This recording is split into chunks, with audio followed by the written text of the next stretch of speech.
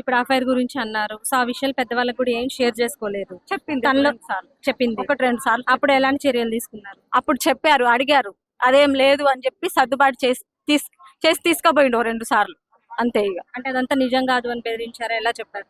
నిజం కాదు, అదేం లేదు, ఇదంతా ఫేకు అని చెప్పిండు. కానీ 1-2 సార్లు సెల్లో చాటింగ్ చేయడం కూడా చూసి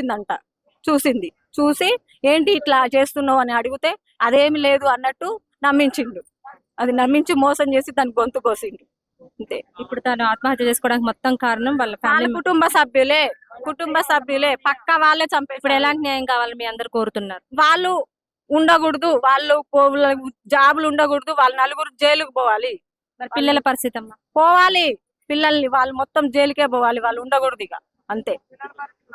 పిల్లల పరిస్థితి అంటే ఇప్పుడు వాళ్ళందరూ కుటుంబం ఇప్పుడు అమ్మలేని లోటు వాళ్ళని ఎవరు తీర్చలేరు. సో అదే పిల్లల అమ్మలేని గురించి వాడు.